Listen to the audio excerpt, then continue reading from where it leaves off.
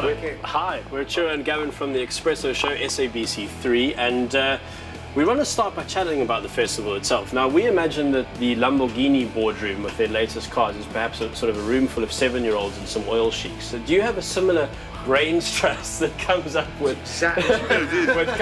ideas? I would like to think, except it isn't, but they've got a German headmaster now down. 99999, not like this. Yes. That's very good. So, you guys come up with the ideas. I mean, if you have an idea late at night, do you just send it into London? We'll do that. All of the really good ideas are mine, and the ones that aren't quite so good are mine. Yeah. I've never had an idea. I'm sure we should run Lamborghini. We'd be really good at it. Yeah. Can I do the specs? With Lamar coming up next week, there's a whole procession of Lamar cars that they have here celebrating the history of Lamar. Choose your favourite Lamar car, preferably road-going versions, but I'm not particularly picky about that.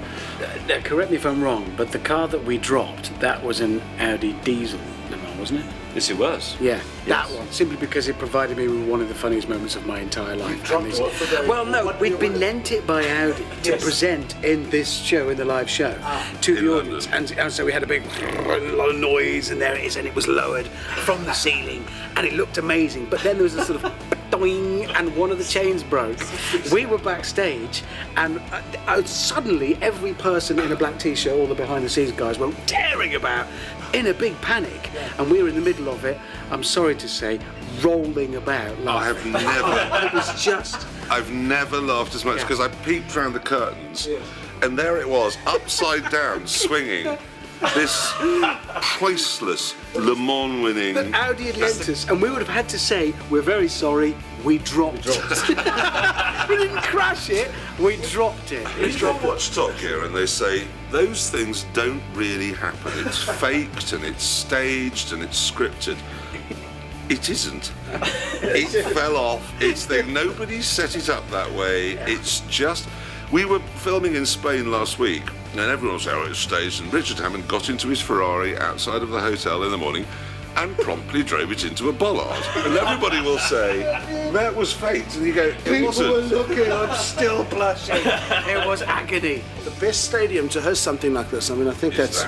And I know you. Don't even go there. And I'm not just saying this because we're in Durban. Yes. That's the best stadium in the world. It's not just the most beautiful, it's the nicest place to be. Look at it. Yeah, no, it's good to hear. It's just spectacularally good. Talking about cars, they're launching the Jaguar F-Type at this festival here locally, and we've said cars have got a bit aggressive of late. Do you think this is a return? It's a pretty car.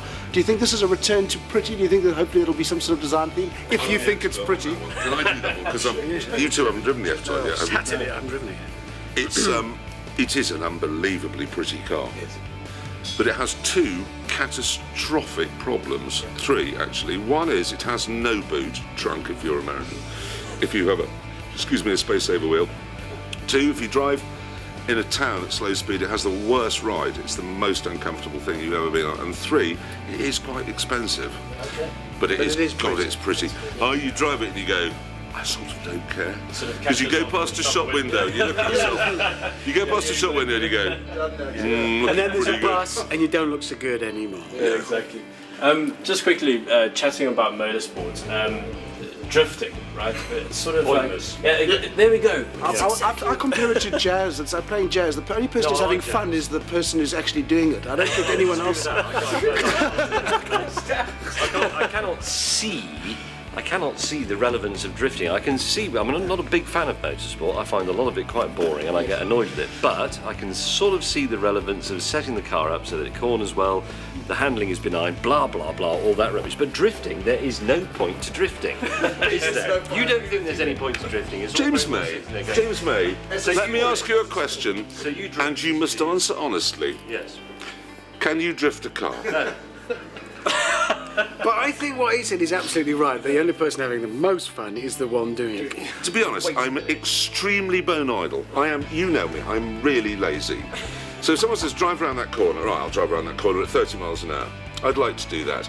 But for the television, I have to go around at 100 and the arse has to be hanging out and smoke has to be coming off the back tyres. It's hard work, I can't be bothered to do that, but I do it, not for my benefit. Yes, exactly. Oh, this is noble. I am for the benefit of the viewer. And unfortunately, we've just been told that we are almost out of time. Well, in fact, we are out of time. So Thanks again on behalf of Thank you very much, SABC guys. Expresso. Enjoy our show. They absolutely will in their thousands, we guarantee that. Yeah.